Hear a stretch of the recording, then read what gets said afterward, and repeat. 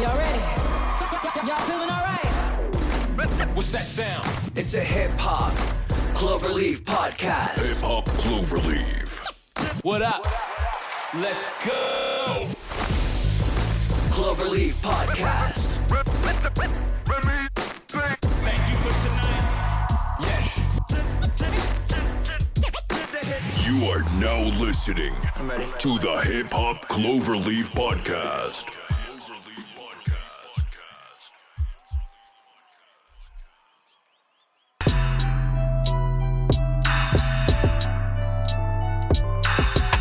So for the last segment, we're going to end this show with a special interview with a songwriter, producer, director, artist. He has co-written songs for Snoop Dogg, French Montana, YG, Jessie J, Zendaya, plus more. Ladies and gentlemen, please give it up for Nittoli.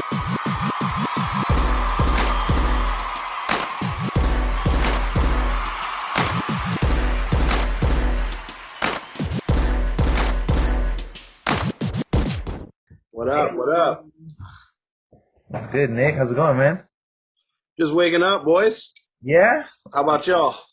Oh, we've been up for a little bit. I've been up for like about an hour. But yeah, we're super excited to get this going. Right on. Same. Likewise.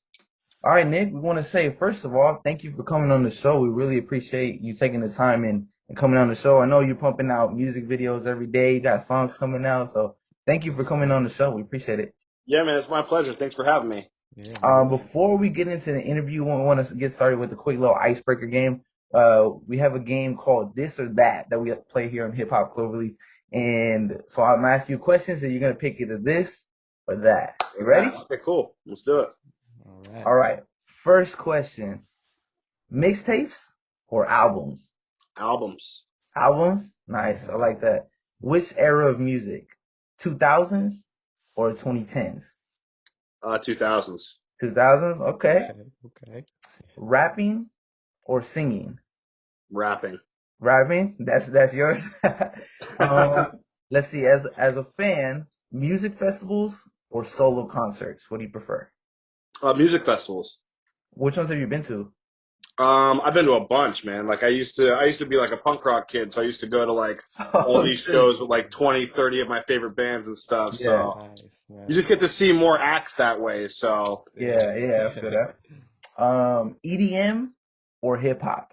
hip hop Hip hop. all the way. When it comes to making music, hip hop or country?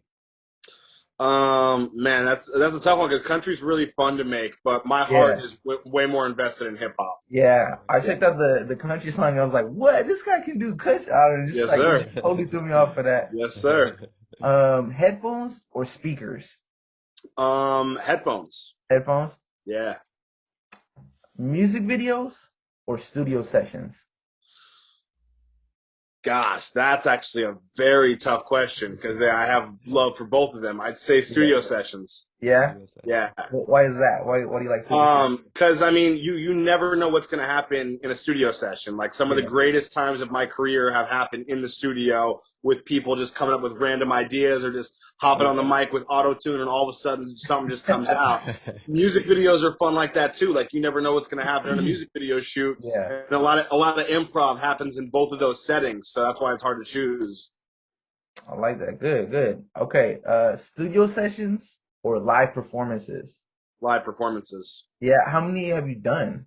I mean, personally, for my own artist career, not much. But I did perform a lot, like on the TV show Platinum Hit for the judges and stuff. Like we would have to perform our songs for them in order for them to decide which ones they liked.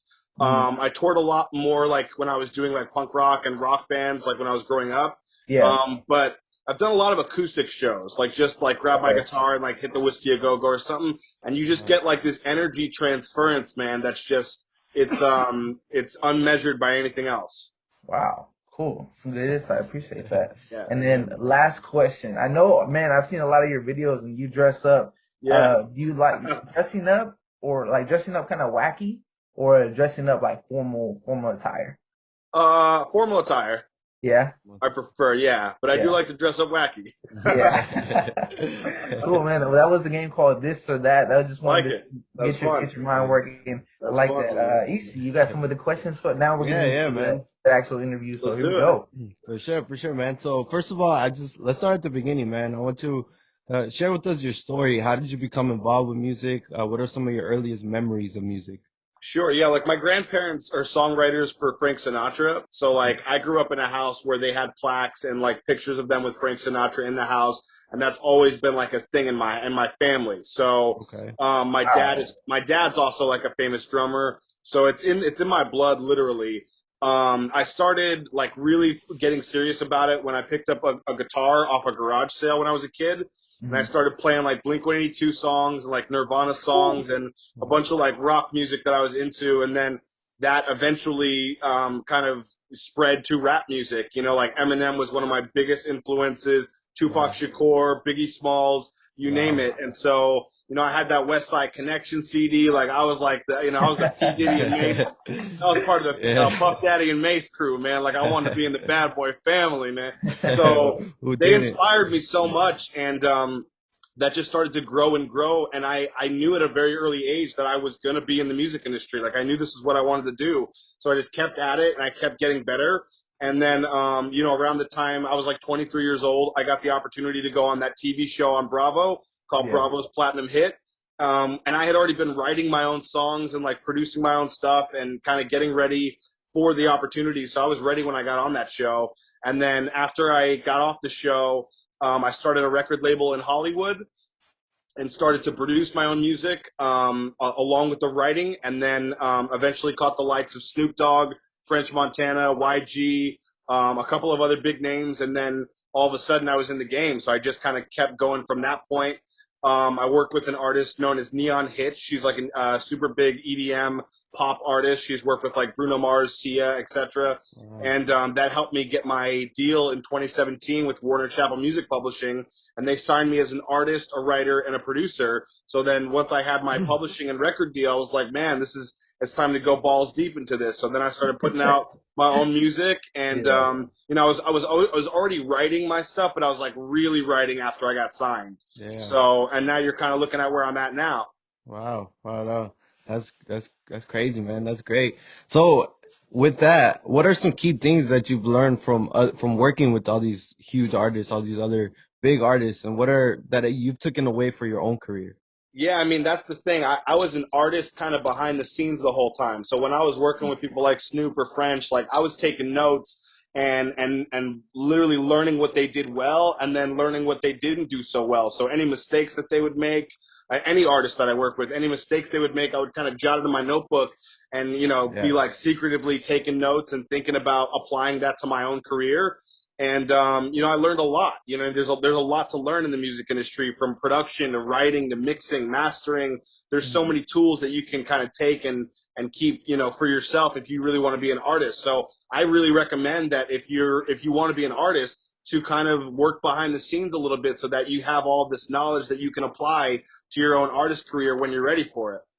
Yeah, that's great advice, man. Um, so I would say your music, as we touched earlier, your music is well diverse. Who are some people in your life that have shaped and molded your artistry? Man, I mean, Eminem, obviously a huge one as far as hip hop goes. Tupac Shakur, both personally and musically and spiritually. You know, I listen to everything though. Like my grandparents are Italian, so I grew up on like doo wop and old school music, Elvis Presley. You know, pop music. I don't want to say Britney Spears, but like Madonna. Yeah. You know what I mean? Like I listen Yeah. to Yeah. all of it. I never had the ego to be like, I'm too good for this type of music. If something made my head bop, it made my head bop. And Mhm. so as I was getting older, I started to realize I'm like, if I'm gonna do an artist career, I want to be free. I want to be free to Yeah. kind of do any kind of music that I feel. So like if I feel country one day, then I want to write a country song and put it out. And for me, as a fan of music, there was never an artist who did that. There was never any artist that was like, all right, I'm going to totally switch up right now. You know me as a hip hop cat, but here comes my rock album, and I got a rock voice and rock guitars, and it really sounds different. Yeah. So, you know, it's like a label's worst nightmare because they're like, well, how do we market you? We need to, you know what I mean? So, but for me, I was like, fuck it, man. Like, I already got signed. I have money in the bank from all the people that I've worked with. I really don't need to make money off this music shit. You know, I do, and it's a blessing, but I didn't need it. So for me, I just I didn't have any fear. And I felt like that opened up lanes for me to just kind of try anything and do anything. I got an R&B album, I got a country album, I got a pop album, I got a hip hop album, and there's more to come, you know? So I want it to be like when you click on a Nittoli song, you don't know what the fuck you're getting. That's exactly what we get when we check out your videos, man. It's just like crazy that I click and I don't even know what to expect. You come out in costume, you come out with glasses, you come out, and that's cool. And you should that's the intention. You edit all your videos, correct? You also direct your stuff? I do all the editing, all the effects, etc. Wow, that's props great, to you, man. And they come out looking great, man. Like they come out looking like professional. I think that's just me. Yeah. I just dropped one yesterday. I don't know if you guys saw that one, but I just dropped one yesterday. Yeah, Hype. Yeah, I checked it out. Yeah, we know. Yeah. So that's like an EDM song. It's got like an EDM build. It's got an EDM drop, but then I'm rapping in the verses. So for me, I was like, I never heard a song like that before. I want to be like the first person to do some shit like that. Yeah, man. All right, Nick. So tell us, can you recall a moment specifically where you were like, all right, I got what it takes, and I know this is gonna be my career? Yeah, I mean, I would probably say it's like a song that I wrote inside of like my studio apartment before I even got on Platinum Hit, just alone after working some shit job. I would just grab my guitar and start playing, and I felt that energy. And I mean, like, you can't bullshit a bullshitter. So like, I would never bullshit myself. And plus, I was always trying to be successful and make money. So I would never be like lying to myself so that, you know what I'm saying? Like, I knew that I had what it took to get to where I'm at today. And that's something that I want your listeners to kind of pay attention to. Like, be real with yourself, man. Like, if you don't have what it takes, then work your ass off to get what it takes. But be real with yourself and like really listen to other people and other artists and kind of compare yourself and say, is this going to make the cut or not? For me, I knew that I was going to get on that TV show. I knew that I was going to go far. I knew I was going to get a deal after. I knew I was going to work with all these names because I not only put in the time and effort, but I felt like I had the talent. So I would say just like a couple of songs that I wrote on my own were like the spark where I was like, oh shit, this is real. Like, this is a real thing. Wow. Yeah. I love that. Believing in yourself and staying consistent. I love it, man. For sure. For sure, man. So as you know, the music landscape itself, not just in hip hop specifically, but it's always changing. There's always different little changes here and there. What is your favorite thing or aspect about your occupation? I think because I've made it so like multi-genre and I can just switch and do whatever I feel. And because I'm a producer, a songwriter, a mixer, a master, and an artist, if I'm getting bored doing something, I just hop to the next thing. So if I'm writing a track and I'm like, fuck, man, I can't come up with this next bar, I'm like, that's okay. Go to the production. Let's play with the 808 a little bit. Let's change the snares. Let's change the hi-hats a little bit. And then while I'm doing that, I'll be like, oh, I got that line that I didn't have because, you know, see what I'm saying? So I'm never bored. It's like I can always jump to something else. I'm always mixing the track, mastering the shit, writing, working on the vocals. Like when you wear so many different hats, you kind of have the ability to keep going and never really get bored with what you're doing. So that's kind of my favorite part right now. Yeah, sounds exciting, man. It is. Yeah. So tell me, how do you approach making a new record? So I listen to like loops like until it inspires me. That's really how I start. So I'll just get online, I'll listen to some loops, and then the moment I feel something, I just keep looping that shit back and I just start writing. I'll grab like my iPhone, I'll pull out my notes section, I'll just start coming up with lyrics. And now that I've been doing it for a little bit of time, I'm like really trying to like hit you in the stomach hit you in the gut, like with the lyrics. So like that's probably the hardest part, is to really sit down and come up with lyrics that haven't been done before in the hip hop game, which is not easy. And to come up with some stuff that really makes sense, that really makes you think, and you know that I'm affected by as a listener. Because like I'm a hip hop connoisseur, like I this stuff. So for me, I'm like, if I'm impressed by the bars, then I know it's a good bar. So I'll just sit, I'll start writing on my phone, etc. And then, like I said, if I get bored of that, I can just hop more into the production. Producing a record takes time too, and making it perfecting it takes time. So like, I get to hop around and just keep going, and then by the time I'm done with it, it all just kind of is there, right in front of my face. Yeah. You talked about the mixing and the mastering. Did you teach yourself how to do that? I did. I taught myself how to produce by sitting in a fucking studio apartment for like a year, just watching YouTube videos nonstop. I was basically in a session one day as a writer, and the producer just was not listening to me, and I was just looking at the back of his head all day, and I got so pissed off that I was like, fuck it, man. Like, I'm going to go home and learn how to produce. And everybody was laughing at me, thinking that it was going to be some joke. And I was like, no, I'm really going to do this shit. So, in a year into my production career, I was producing for Snoop and French and YG and fucking a whole bunch of other names. So it's like, if you really put, like I said, if you put the time and the effort into something, it will prevail. You will come out the other side of it. But yeah, so then after the production was done, I'm like, yeah, my production's not hitting the way it should. And then somebody was like, well, you got to learn how to mix and master it. I was like, oh, fuck. Back to the studio apartment. Beast, back to the studio apartment, working on this shit. And I learned how to mix and master. And now everything that you hear is 100% Nick Nittoli. I wrote it, I produced it, I mixed it, I mastered it, etc. Wow, that's awesome, bro. You've come a long way for sure, man. Yeah, man. How would you say your music has evolved from when you started to now? Yeah, I mean, like, I've seen a lot of people and the way that they react to my music in person. And so I kind of know now, like, what they're going to be like, oh my God, about, you know what I'm saying? Like, I've had so many people in my studio listening to one of my tracks and like going like, this is the one, or wow, that lyric was crazy. And so many people's reactions to the music has kind of helped me now, because I'm like, I know how to make you jump. Like, I know what's going to make you, you know what I mean? Like, flip out about it. Oh my God, did he just say that? Yeah. So I know how to get there now. Yeah, that's awesome, man.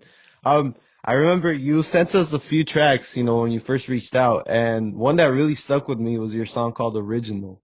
And that message is deep, man. So I want to ask you about that. How do you stay original in your own career path, and what are some challenges that you face in trying to be original? Yeah, man. I mean, listen, the reason why people copy other people is because what that other person is doing is so fly and it's so cool that you're like, oh, I want to be Eminem. You know what I mean? I love Tupac so much, I want to be Tupac. So what you really need to dig deep and find is that special thing that's inside of you, the same way Pac found it and the same way Eminem found it. So for me, I was like, I never want anybody to be like, he's trying to be so-and-so. So I'm like, I'm just going to be me 100%. And that is a wacky character who dresses up kind of like 6ix9ine, but I'm like, fuck 6ix9ine. These are really my colors. This is how I roll.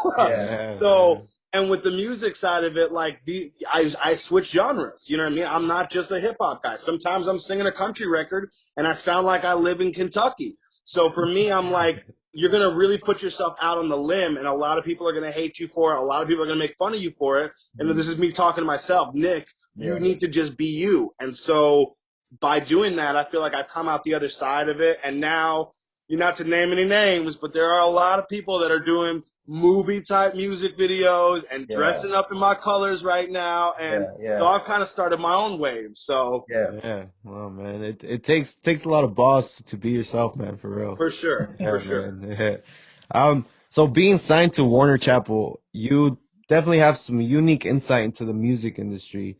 How do you think the music industry is changing, for the better or for the worse? I talked about this actually on another podcast. The thing that I don't like about the music industry right now and the way that it's changing is that there's a lot of pay for play. You can literally, if you have enough money in the bank right now, you can buy Spotify plays and you can buy YouTube subscribers and buy all this stuff. And for me, man, like, I come from nothing. Like, my family had no money. Everything that I've gotten now, I've gotten on my own. And I had to be talented to get that. So, and I had to work to get that. So for me personally, I don't fuck with that shit. Like, I really think that it should go back to, a mainly talent-based career, but it's, everybody wants a dollar. So for me, I'm like, I hope that, at the end of the day, music kind of comes back to its roots, where it's really more about the musicianship, the talent, the hard work, as opposed to mommy and daddy got a big bank account, so I got 50 million plays on Spotify and shit. That I'm not fucking with. Yeah, man. And so I see you definitely are very, very consistent with your music. What keeps you going? What motivates you, man? Yeah, man. I mean, like I said, I come from nothing. So I think that struggle breeds greatness at the end of the day. I mean, I think the rich kids on the block really don't have much to work for, and therefore they're not going to put as much into it. For me, like, I had nothing growing up. And, I was even homeless at one point in my career, in my life.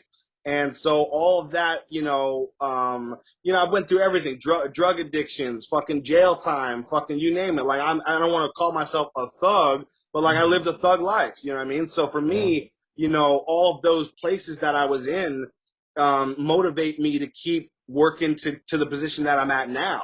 It's like, making my family proud is one part of it. Making myself proud is another part of it. A lot of people, I've been in the music industry for like 10 years now. So I've come across motherfuckers who have said some shit that is stuck in the back of my brain. And that's motivation. You know what I mean? You're never going to make it. You're not good enough.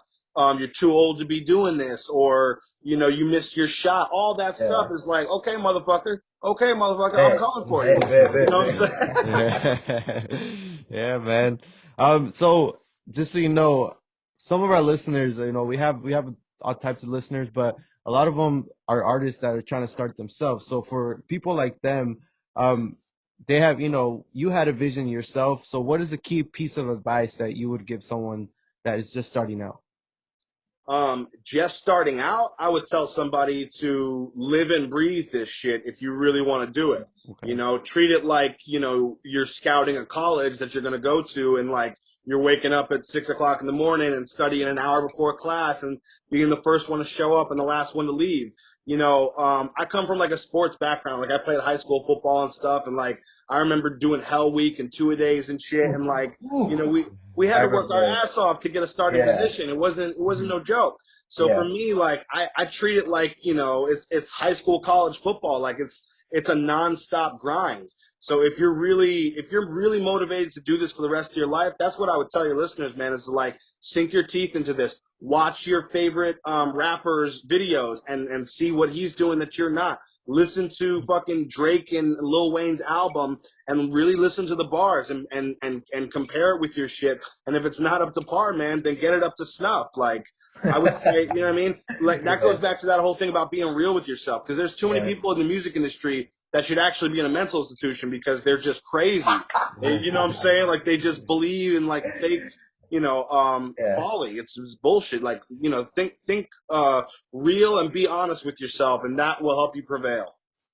I think there's a lot of yes men too. So my God, as soon as you put something out, oh bro, it's hot. No, oh my God, yeah, agreed. Yeah, man. So for you, if you could start over with your own career, what would you change and what would you keep the same? That's a tough one, man, because I spent a lot, like I said, I spent a lot of time behind the scenes working for other people. And right now we're in like this clout universe where it's like, it's all about what have you done and, who are you? So I'm like, I kind of felt like I should have spent a little bit more time on my career and on myself as an artist. At the same time, I wouldn't have had all the knowledge and the experience, the production skills, the writing skills that I have now to put into my artist project. So that's a tough one, man. I would have to say, possibly the kind of balancing it a little bit more to where I worked a little bit on other people's shit and I worked on my shit. Okay. I think working with other people, like you said, you were able to take that in, and if you were focused on yourself, I think you wouldn't be able to grab as much knowledge as you did. And I'm glad you did, man, because I really like the path that you're taking. I like the way that you're putting stuff out. That your work ethic seems unmatched. So yeah, and I love it, man. A part of that is because I didn't drop stuff for the past 10 years. So the whole time, I've been in the music industry for like 10 years. I always wanted to be an artist. So now that I am, I'm like music video, album, because I'm kind of making up for lost time. You know what I'm saying? So I appreciate that, man. Oh, man. So, all right. So what's next for Nick Nittoli, man? Well, you just dropped a single. Yeah, I just dropped a music video that's out right now. It's at 10,000 views. It's called Hype. It's like an EDM hip hop song. You guys know, you heard it. For your listeners, go check that out. And then I'm dropping an album of like 18, 19 songs, like literally next week or the week after. It's gonna drop this. Yeah, it's dropping this month for sure. But on top of that, I've got like 4 straight hip hop singles. No hooks, just bar. Some of the best hip hop that I've ever done in my entire life is about to drop. So these 4 songs that I'm working on like right now, like I just got finished mixing before we hopped on this call. These are some of my best hip hop songs of all time. Wow, Nick Nittoli out here grinding. Let's go. Big words. All right, Nick. So how can someone connect with you or find your music, man? Yeah, man. Hop on my Instagram, Twitter, YouTube. It's all at Nick Nittoli, NickNittoli. And yeah, man, hop on, check me out, tap in. All right. Don't forget to follow Nick at Nick Nittoli on Instagram, Twitter, all that good stuff. Go listen to his latest single, Hype, and be on the lookout for his new project, man. Thank you guys so much for taking the time out to do this. You guys are awesome. Yeah, man. Thank you, Nick. We appreciate your time. Hey, For good sure. luck with your career, man.